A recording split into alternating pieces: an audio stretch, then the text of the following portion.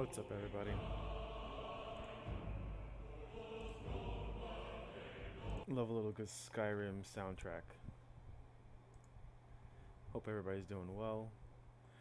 Actually, wanted to put out a video. What do we got here?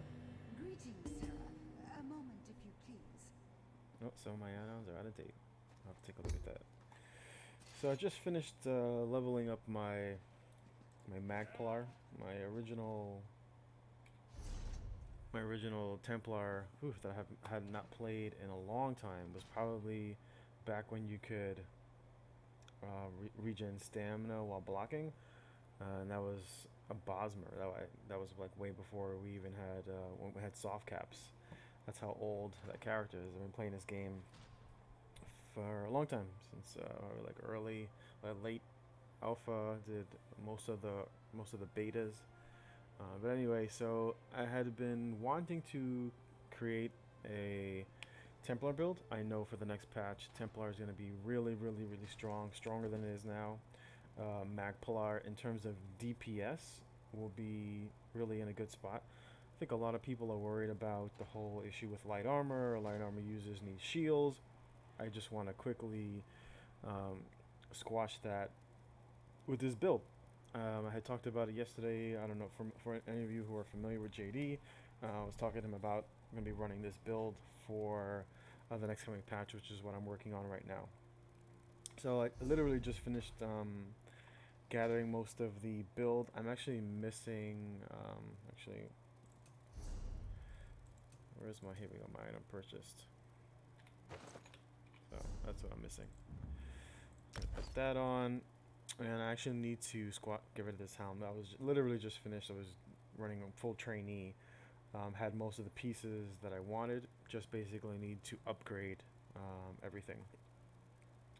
So basically for the next patch, this is a light armor sorcerer build. Going to be running 5 light, 2 heavy. Going to be running 5 light on the body, 2 pieces, 2-piece helm. I'm looking at, anytime I do a build, before I actually go out there and waste time farming the build to see if it's going to work. I've been playing this game a long time. I particularly know what kind of stats I need on my build to make it a really effective, either a damage dealer, or if I'm going for a tanking build or for a support build. This is going to be a no CP. I typically stick to no CP and do battlegrounds, just because I don't like the whole horse simulator of running around in Cyrodiil, especially the way Cyrodiil is now. Most of the time you got to go in with a group. Solo play is kind of all but dead. Certain classes is easier. Obviously, if you play a Nightblade, you can disengage at will. Even to an extent with Magic you can disengage from fighting. On most builds, either you're killing or you're getting killed. Either you're zerging or you're being zerged down. And I think once Battlegrounds came out, I had gotten tired of doing open world Cyrodiil, so when I do play the Elder Scrolls Online, typically stick to no CP. Thank God we don't have any CP Battlegrounds. It was pretty cancer, as most people know. I do play on PC and A. Anyways, back to the build. This is what I'll be working on for the upcoming patch. I guarantee you it will work very, very, very well. No cheese build, no proc sets, raw stats, high damage, high spell damage, high spell resist, high physical resistance. So yeah, with that, this is basically I'm going to be finishing up the farm. What are we going to be doing? We're going to be running 5 pieces on the body of Magicka Furnace. Right, so if you look over at the, where is it? Here we go. I'm going to be upgrading this Magicka Furnace. As you can see, it gives physical resist, Magicka, which we need for damage, spell damage, as well as when you take melee damage, it gives you a nice flood of Magicka. So when you're below 80%, you're going to gain, once this is golden out, it's going to be like 7,800, 8,000 every 30 seconds. That basically correlates to roughly 500, it's about 530 Magicka every 2 seconds. Because if you're getting, basically if you just take the total amount over 60 seconds, it gives you roughly 16,000 Magicka divided over by 60 minutes, and it's 2 ticks, basically the equivalent of 2 ticks per second. So this is going to be all in combat Magicka regen, which is really what we're looking for. We'll have enough out of combat magicka regen. Just using the rune focus that gives you magicka per second, up per half second. Um, so it's one of the reasons that I like magicka furnace is because most of the builds most of the builds in PvP are stand builds, so this is gonna proc all day. Like worrying about getting hit by melee. Melee also includes Magicka DK because most of Magicka DK whip is considered a melee ability.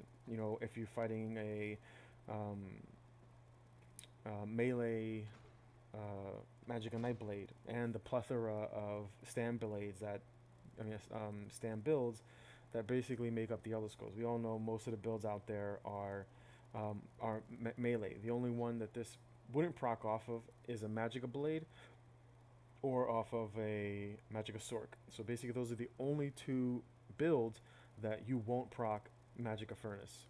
The reason that I love this setup is because it gives you what light armor is missing, which is that big juicy, basically that's going to be almost 3,000 physical resistance to a light armor build. As you can see, this build is nowhere near finished, and you could already see I'm rocking almost 19,000 spell resists, roughly 14,000 physical resists. Where is it? We dropped down our ward, and we're at roughly 22k. We're going to be pushing 27k.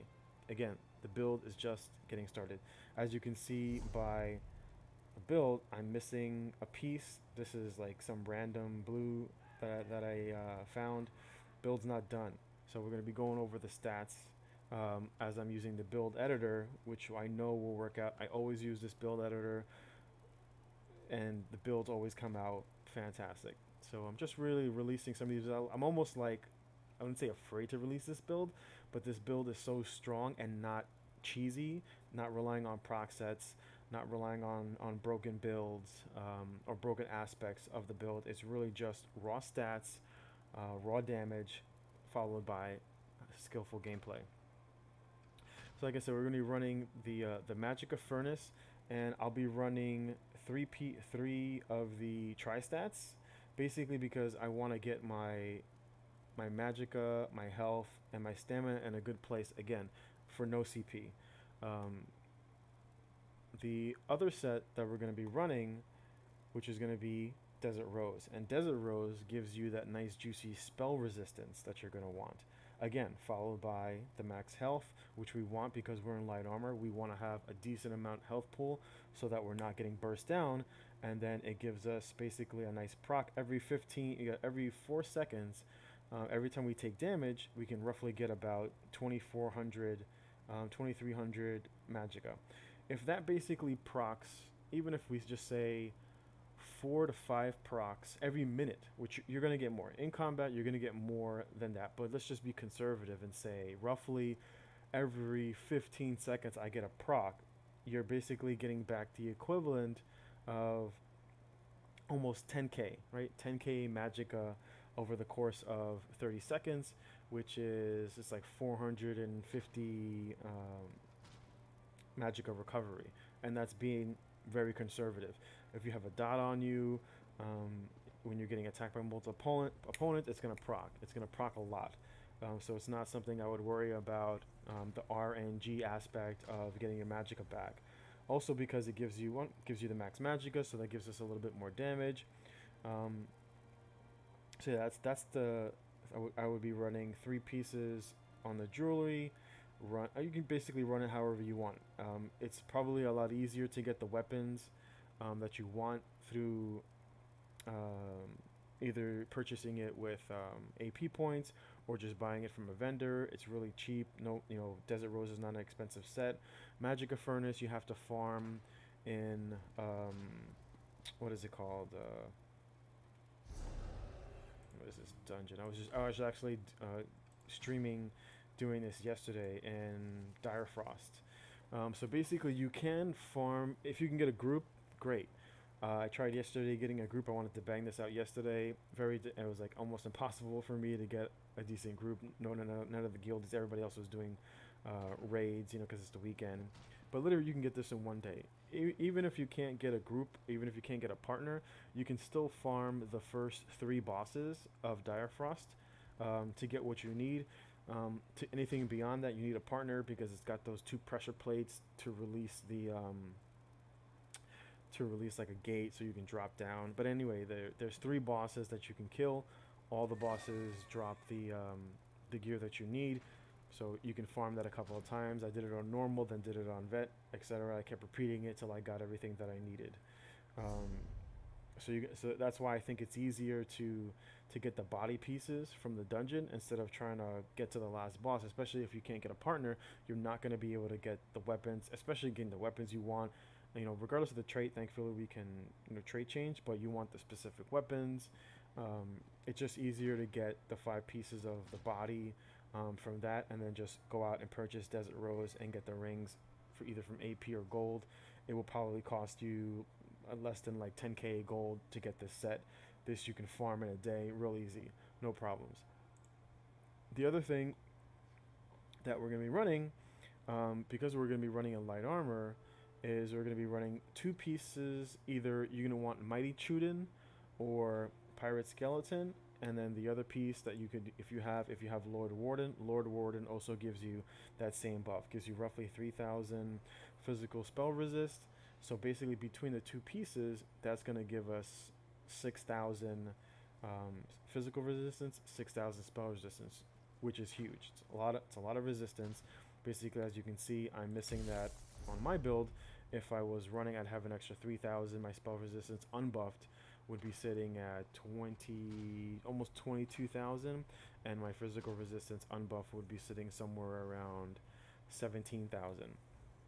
Now, the only thing that matters is what are the stats going to look like fully buffed. And I don't mean fully buffed with Cyrodiil buffs. I just mean fully buffed self buffs walking into a fight, which is basically, you know, you're popping your entropy, you're popping your refractive light so that you can get the minor sorcery buff, as well as the, you know, you're going to have the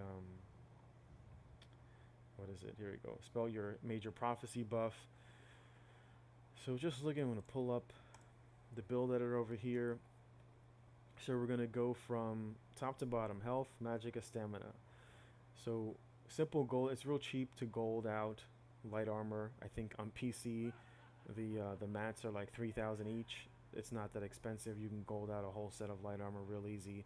Probably costs you like 30,000, maybe 40,000. Not a lot of gold invested. So health is going to be sitting roughly almost 23,000.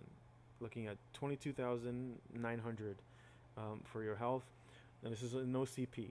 My builds, all the builds that I put out are going to be for no CP. I don't mess with CP anymore.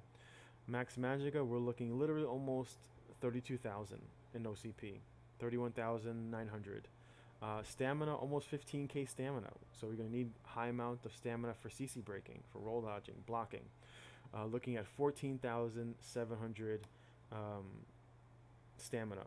That's a lot. For no CP, we're looking at a light armor magplar with 23k, almost 32k magicka, nearly 15k stamina. That's a good amount of just raw stats. But you're thinking, well, I'm going to go a little further. Roughly with a tripod, which there's really no reason to run anything else but a tripod. You might run an immovable pot, but you don't need it. You've got plenty of stamina, especially looking at what our recoveries are going to be. We're looking at roughly, with a tripod, 395 health recovery, 719 magicka recovery, and 819 stam recovery. That's a good amount of stam recovery. You're going to be getting 4 ticks, roughly 4 ticks after a CC break. You toss in a heavy attack, you'll always be able to CC break on your magplar. 719 might seem a little low, but you got to remember we're running Desert Rose. We're also running Magicka Furnace. You're not going to have any sustain issues in terms of your magicka. In terms of also, even out of combat, you're still going to have rune focus. You're still going to be getting roughly 480 regen from your rune focus. So with your pot and roughly going to have somewhere around 1,200 magicka recovery just with rune focus and your normal regen after a pot. So nothing to worry about with Magicka Furnace and Desert Rose. You're not going to have magicka sustain issues. We're in 5 light, so we're going to have nice cost reduction. You might be thinking, well, what kind of spell damage are we running? Typically, I like to run about 3.4k spell damage, and that's exactly what we're running. Just with our major sorcery, we're getting major sorcery, minor sorcery, and then the infused weapon damage glyph. We're running 3376 with double golded with your weapon golded out. You're gonna be running, even if you're running 33, if you don't gold out your second weapon, 3300 spell damage. really good for really good for a Templar, and you're gonna be sitting at 30% spell critical. We are in light armor. We have a base of 10%. We get 10% spell critical just from wearing light armor, and then we get another 10% spell critical from major prophecy. So you're running 30% crit in no CP, and of course, as a Templar, we're going to be sitting at your base critical damage is 60%, but we're going to be running. I don't have it here from the Sigic order. We're going to be using, where is it? I forgot to add it onto the build. So from the Sigic build, and you're going to want to put this on your front bar. We're going to be running channeled acceleration. I'm going to be running that on the front bar, and that gives us a little bit of mobility. It gives you 9 seconds of major expedition, gives you 36 seconds of minor force, which is it's a long time. It does require, it is a channeled, but easy to cast. The reason you want it on your front bar, 2 reasons. One, you want to take advantage of the barrier, concentrated barrier, which will give you a small shield, 2500 shield and no CP. Also, if you're channeling the buff and you get interrupted, you take 30% less damage because from the passives, where is it here? Right, from deliberation. From the Sigic order is while you're casting or channeling a Sigic order, you gain major protection. So basically, if you're in the middle of buffing and you're getting hit from range and you want to maybe line of sight, pop the skill for 1.3 seconds, you're taking 30% less damage. If you get interrupted, at the very least, you're taking 30% less damage. So in the front bar, we're going to be running puncturing sweeps. I have here, I'm using the channel acceleration. I'm debating between explosive charge or the one that always stuns. The reason being is because I don't think I'll need to run an execute on this build because I'm playing Magic at DK for a long time and I'm so used to not having an execute. I think this build will put out enough damage that you don't really need to run the execute. With that said, I like explosive charge because typically in battlegrounds you're not going to be doing 1v1s. You're typically going to be fighting people in groups, and they're usually fairly clumped up. Explosive charge will do nice AoE damage, and I like having a gap closer, especially on a melee build. That's why I play a hybrid DK. I don't like just because it works out really well. I like explosive charge for the AoE DPS. If someone is using if someone is beaming you or using another either hard casting frags or whatever, it'll still do an interrupt, which will stun them. But I like the stun from unstable core because it does upfront damage, and then 4 seconds later it does a really nice burst AoE damage. So we basically get 2 AoE abilities. You basically hit unstable core onto your opponent, and then come right in with an explosive charge, and you do a nice AoE damage DPS, AoE damage, and then follow up with a empowering sweep, or we're actually going to get the other morph which does more damage, the radial sweep. So I like having a lot of AoE burst because of the way jabs works. Jabs hits everybody, so you want to have a kind of burst everybody down from range. We're also going to be using reflective light. So you basically cast reflective light. It gives you all your buffs. Does a little bit of AoE damage because it hits multiple targets in a 4.5 meter range. You follow up with an unstable core into an explosive charge, and you're basically doing quite a bit of damage. I also like that we're going to be running Honor the Dead. Really good single target. Basically, it's a selfish heal for yourself. So roughly, when you're around 18k health, this will return 60% of the cost. So that's why I kind of wanted to have closer to 24k to try to get my, so that you don't get bursted down. If you're around 18k HP, you're not going to get bursted down that easily. So you'll be able to pop this. In no CP, we're looking at a tooltip of roughly 10,800 with our self buffs. And I'm debating on where I want to keep channel focus. I'm not sure if I want it on my front bar. The reason being is because I'm not going to be using that. Just using this here to finish leveling up my skills. The reason being was because in case I get hit from a Nightblade from stealth, I don't like to have to pop extended, to cleanse and then come back to my front bar to heal. I want to be able to gain the healing bonus. So typically, like, you drop your focus and then you gain the extra armor from sitting in it. Gives you, because I think it's got the passive, it gives you like some extra resistance, and then 8% more healing, and then basically pop your Honor the Dead. Works really well. In OCP, you're looking at almost 11,000 heal on your Honor the Dead in OCP. So again, for the damage morph, I'd be running, I guess it would be Crescent, because Crescent will be converted over into a Magicka, and then it'll be doing, it's like 8k tooltip. It does 66% more damage to everybody that basically gets hit with that initial attack. But it's debatable whether I want to use that morph or the damage reduction. It depends. I think I'll be just fine with the DPS version. Basically, on the back bar, I'm going to be running a Resto Staff with the buffs on the back bar. I'm not going to be using Luminous. This is basically just leveling up different abilities because I'm not currently maxed out with my abilities on this character. But back bar, we're going to be running Reflective Light for the damage, the dot, the slow, as well as the buff. It gives you both the minor sorcery as well as the major prophecy.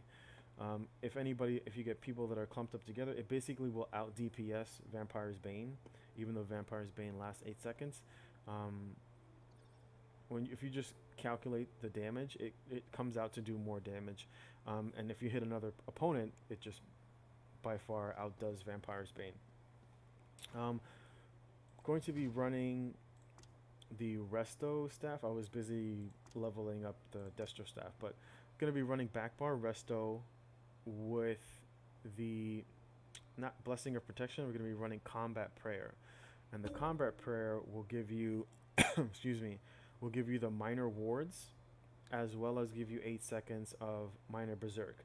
So basically you'll pop it on your back bar like when you're going through your rotation in terms of entropy, reflective light. We're going to be running purifying light on the back bar.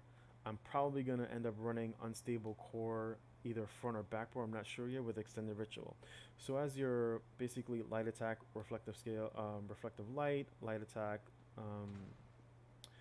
basically just going through all your buffs, this is going to be another buff for your back bar. Basically, when you're getting close to killing your opponent, it lasts 8 seconds. 8 seconds is a good amount of uptime. It doesn't really cost that much. It's about 3,000 magicka to gain the extra damage. Especially with Power of the Light. Power of the Light, we're looking at a tooltip. I mean, not Power of the Light. Purifying Light. Power of the Light. The Purifying Light tooltip is 19k. It's a lot of damage. No CP for no CP. Unstable core damage is literally 8k, followed by the 7k after 4 seconds. And of course, back bar extended ritual. It's up to you what you want to run for your back bar ult. If you want to run the remembrance, primarily for the major protection for your whole team, and no CP, I'm not sure if I'm going to run this or if I'm going to run the Resto ult. I still have to level up this line. I think either morph. The only reason that I like this morph better is because it doesn't leave you vulnerable to basically standing still for the 4 seconds, or what is it, 4 seconds, 6 seconds? Yeah, so you're basically standing still. I mean, you could animation cancel it, but then you don't get the heal. in either this routine, but you do get the major buff for 10 seconds, whereas you can pop the ult from the resto, still get the major protection, and still get the healing, as well as getting whichever you'll still get the minor wards, because basically it casts these three skills, and whichever morph you choose is the morph that it casts. So if you get combat prayer, when you pop the resto ult, it casts combat prayer, so you gain the minor berserk from using the resto ult. So it really is up to you, whichever you prefer using. I may end up going with the resto ult. Resto ult's really strong. Does cost a little bit more, but not by much comparative to Remembrance. So that's basically what the back bar is going to look like. So again, front bar is dual wield. I am debating on running an axe because of the axe bleed. You're looking at somewhere like a 6k tooltip, so 3k, but it bypasses basically all mitigation. So I think that might be better than just roughly 2.5% more damage on all your other abilities. 2.5% really, even if you have a 10k tooltip, you get 2.5k. It's 250 extra damage that gets cut in half in Cyrodiil. 125 damage doesn't seem really worth it, whereas you'll get the proc from the axe bleed. The axe bleed bypasses, high armor bypasses block. So that's why I think that might be better than running an extra sword for the 2.5%. So basically, this would be a Nirnhoned axe, and then whichever weapon you have here, your secondary weapon you want as your infused weapon, and you want your primary weapon to be Nirnhoned to gain the most of your spell damage. Back bar, I'm looking at a decisive resto. I'm gonna probably get a decisive resto, because whenever you proc reflecting light, you gain a 40% chance to gain an extra ult, because reflective light will proc prism, which basically gives you more ult. But basically, as you're doing your back bar rotation, you're gonna be on there for a little bit, so you're gonna gain the benefit of gaining extra ult. Whereas the extra, if you were to go, anything else, like even defending, I don't think would be worth it, because it's only like 4% more mitigation, and we're going to be so high on armor resist and spell resist that I really don't think you'll need it for the back bar. So again, front bar is looking at punctured sweep. Punctured sweep tooltip is 2676.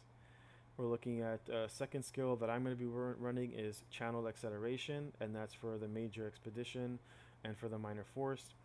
Third, I'm looking at either explosive charge or the stun morph, followed by honor the dead, followed by either core or channel focus, with our ult being empowered sweep, or actually radial sweep, since we're going to be getting that one in Murkmire. Back bar resto is reflective light, combat prayer, entropy, purifying light, and extended ritual. Back bar ult, it's up to you what you prefer. If you want to run remembrance, or if you want to run the resto ult, it's basically up to your playstyle. You're going to be sitting, remember, it's 5 light, 2 heavy. I'll be going 2 spell damage and 1 stam recovery to get my stam recovery up to 819. And then, you're going to be running 1 sword, Nirnhoned, with a axe, or whichever, it doesn't matter what's what, because you'll still get the 2.5%. Just whatever is in your front hand has to be Nirnhoned, and the other weapon has to be infused, so that you can proc the glyph. It doesn't matter which one you choose, whether you want to go axe as front or sword, because you'll still be able to proc. I think going the axe first, because you swing with your main hand first, higher chance to proc the passive bleed. And then I run this on my hybrid DK, not this. I run protective. I run 2 protective, and that's what I'm going to run on this build. I'm going to run 2 protective. The little bit of damage that you lose is, I think, nothing compared to what you gain. You're going to be gaining another 35. It's like 3,700 per piece. So you're roughly going to be getting another 6k reduction for what, 1,800 magicka. That's a lot of spell resistance. That's a lot of spell and physical resistance. It comes out to like, what is it, 8-9%, because yeah, it's roughly like around 8% reduction in damage. So you're getting 8% reduction here. You're getting 8% reduction here by going protective, and then on top of that, with the new patch coming, I believe it was when you use jabs, jabs is also going to give you minor protection. So that's a lot of damage reduction. So I don't think I mentioned the stats in terms of the physical and spell resistance, which I wanted to go over. So without without having these two with the protective trait, you're looking at 30,000 spell resistance with 26,000 physical resistance. And then of course, if you were to go protective, you're going to be overcapped in terms of spell resistance, and roughly 31,000 physical resistance, which is really good for a light armor build. You're still going to be having roughly 31k magicka. The stats really aren't going to change all that much, but that will help you with your not having to sit there and be defensive and healing, because you're going to be taking such a reduced amount of damage. So I'm definitely going to be playing this build. I'll probably be done with it within the next week or two. I'm just busy streaming like other stuff and busy with my regular job, that it just eats into my playtime. I would love to just be able to sit here and play and stream, but have real life things that go on. But I really think that this will work out really well. Again, I'm going to go over the stats. Health, 20, almost 23,000 health, and this is no CP. 31k, almost 32k magicka, almost pushing 15k, and this is with tri-stat food. Tri-stat food, 23k HP, 32k magicka, almost 15k stam, pushing almost 3,400 spell damage, 30% spell critical. You're going to be sitting at 70% spell critical damage, because Templar gains a bonus 10%, plus you gain the 10% from running channeled acceleration. It gives you minor force, as well as, depends up to you. If you don't want to run the protective, you'll gain an extra roughly 2k after passives. In magicka, I really think the protective trait is worth it for basically a build that's going to be up front. It's going to be in XV1 situations. You're going to have multiple people hitting you. I think the protective trait for this build will be worth it. You're going to be sitting, I think, fully buffed. You're like 34,000 spell resistance. So even if your opponent is in light armor, you're still almost going to be capped. And if you get hit by a Nightblade, you're going to get fractured. So you're still going to be sitting. Your physical resistance will be 31,000. If you get fractured, you're still at 26k. That's still very high for a 5 light armor build, with really good regen. 3,300, almost 3,400 spell damage is a lot, with roughly 32k depending upon how you build. In magicka, this is definitely going to be a really strong build that I think will work out really well for no CP battleground. Again, I'll be basically finished streaming. I guess not streaming, but farming for the rest of this build. I need like the transmute stones and transmute some of this stuff, but I think it will work out really well, and hopefully you guys will go out there and test it yourself, and you're more than likely like it. It's a build, again, it's a 5 light build, not going to be requiring any no shield for this build. Super strong, very tanky. I'm going to be working on this build basically for the next couple of hours. Look forward to seeing you in the game. Take care, God bless. Alrighty. What I need to do now